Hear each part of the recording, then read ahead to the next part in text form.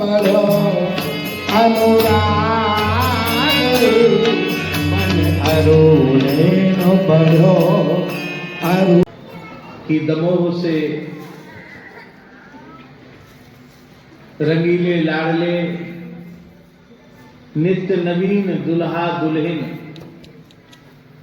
श्री महाराज जी पधारे। नित्य नवीन दुल्हा दुल्हन श्री हित लाडली लाल जी पधारे और संकीर्तन भजन कीर्तन सत्संग यही लाडली लाल जी का आहार है। आज निश्चित ही श्रद्धेय श्री दादाजी भी लाडली लाल जी के ही नवनिकुंज में विराजे हैं। पूज्या बाई विराजी हैं और पूज्या माता जी भी उसी नवनिकुंज में विराजी हैं।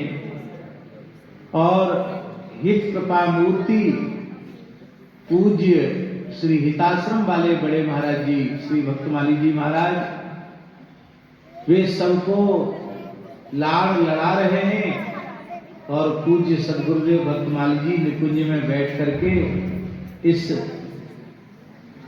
ब्याह विनोद के सुख का दर्शन कर रहे हैं।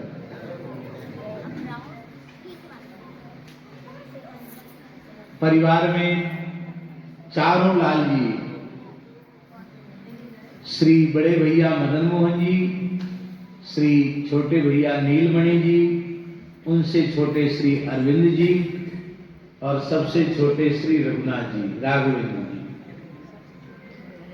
इन चारों को पूज्य सदगुरुदेव भक्तमाली जी ने राधाष्टमी के पावन अवसर पर श्री हिताश्रम में स्वयं जाकर परम पूज्य भक्तमाली रसिक पदरेणु अनंत श्री संपन्न परम रसिकाचार्य श्री स्वामी हितदास जी महाराज के चरणाश्रित कराया।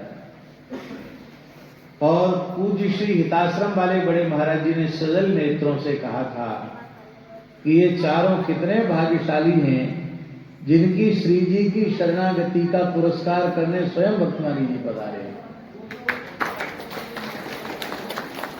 रिक्शा में बैठकर महाराज जी गए थे, बोले चारों को आप भेंट के रूप में स्वीकार करो, इनको श्री जी के शरणागत करो, लाडली लाल जी की सेवा और लाल चाव निरंतर बना रहे। परिवार में पूजा जी नाम जी, पूजा जी का विवाह हुआ लिटोरिया परिवार में। श्री पंडित प्रखर जी लिटोरिया जी, उनके श्रद्धेय पिताजी माताजी सब लोग आए हैं। तो श्री राधा वल्लभी उपासना पद्धति में लाली को ब्याह हुए तो विवाह के बाद विवाह के बाद ब्यावला होता है। और लाला का ब्याह हो तो पहले होता है, बाद लाली के ब्याह में पहले और लाला के ब्याह में बाद।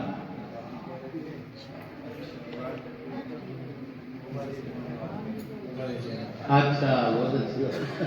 कई लाडली लाल जी की अच्छी जुगाड़ लगी, ब्याह हो गया, नहीं तो ओवरेज हो रहे थे।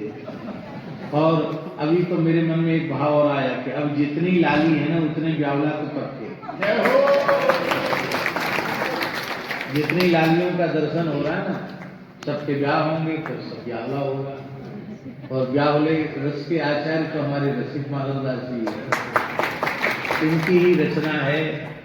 सखियन के उर ऐसी आई, ब्याह विनोद रचें सुखदाई। और इस विवाह उत्सव की समाज के हमारे ब्रज के परम रसिक गायक श्री मुखिया जी, इनके पूज्य पिताजी को हमने बार बार खूब दर्शन किया। एक बार श्री जी की झलक लेते थे, फिर भाव समाधि रस समाधि में चले जाते थे। ऐसे परंपरा से पीढ़ी दर पीढ़ी से राधा वल्लभ लाल जी की समाज की सेवा आप कर रहे हैं। मुखिया जी कौन सी पीढ़ी है?